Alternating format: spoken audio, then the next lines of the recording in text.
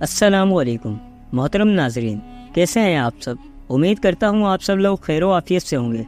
आज हम ऐसे मुल्क की सैर करने जा रहे हैं जहाँ के मुसलमानों पर रोज़ाना की बुनियाद पर जुल्म ढाया जाता है और ये सिलसिला कई दहाइयों से चलता आ रहा है।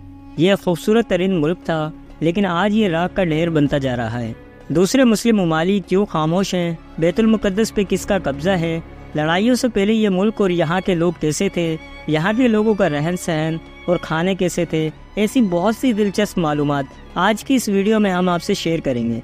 इसलिए वीडियो को आखिर तक ज़रूर देखें और तमाम नए आने वाले लोगों से गुजारिश है कि हमारे चैनल अजीब दुनिया को ज़रूर सब्सक्राइब करें। चलिए वीडियो का आगाज़ करते हैं। फ़लस्तीन, जिसे ऑफिशियली तौर पर स्टेट ऑफ फ़लस्तीन कहा जाता है, ये मगरबी एशिया का इलाका है जिसे अक़वाम मुत्तहिदा के 193 मुल्कों में से 145 मुल्कों ने तस्लीम किया। इस मुल्क की सरहदें इसराइल, उर्दन और मिस्र से मिलती हैं।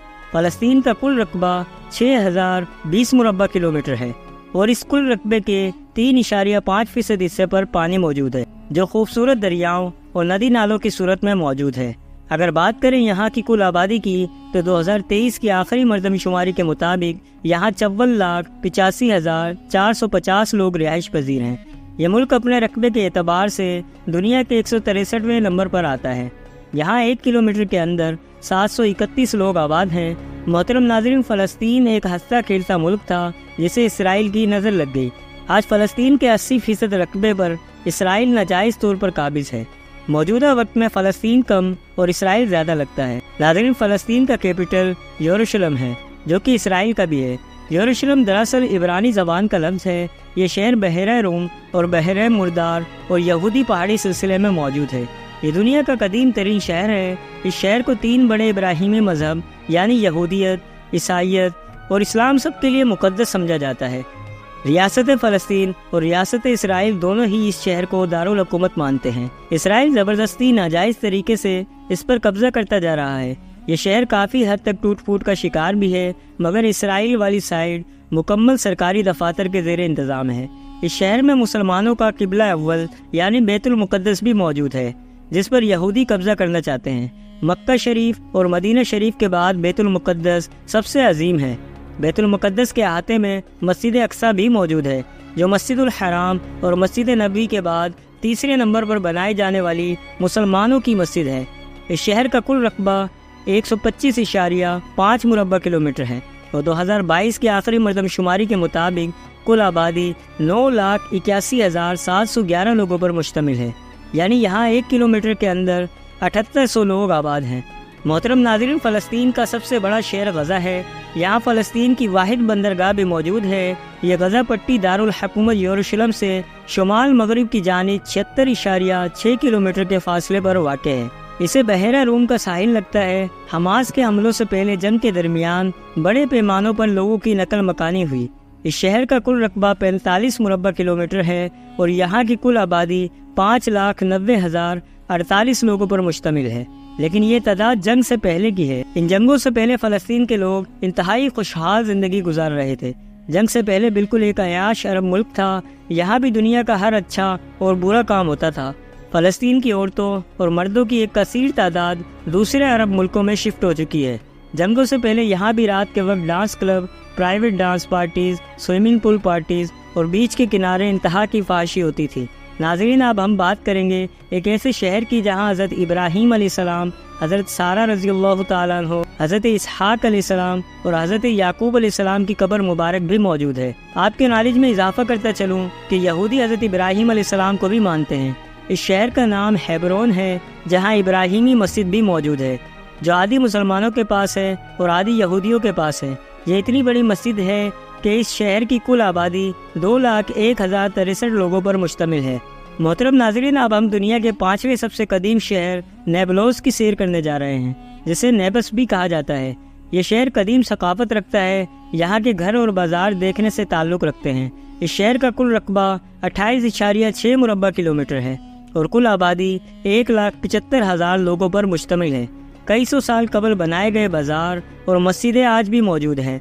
मोहतरम नाज़रीन, बैतुल मुक़द्दस के करीब एक ऐसा शहर जो तारीख से माला माल है। इस शहर का नाम बैतुल लहम है। इस शहर में हज़रत ईसा अलैहिस्सलाम की विलादत हुई और ईसाइयों का पहला गिरजा घर भी इसी शहर में है।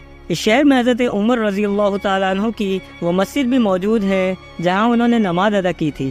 اس شہر میں حضرت داؤد علیہ السلام کی ولادت بھی ہوئی، حتیٰ کہ حضرت سلیمان علیہ السلام کو بادشاہت بھی اسی شہر میں ملی۔ یہ شہر قدیم تاریخ سے بھرا پڑا ہے۔ اس شہر کو 1400 BC میں دریافت کیا گیا۔ اس شہر کا کل رقبہ 10.611 کلومیٹر ہے اور اس شہر کی کل آبادی 25,000 لوگوں پر مشتمل ہے۔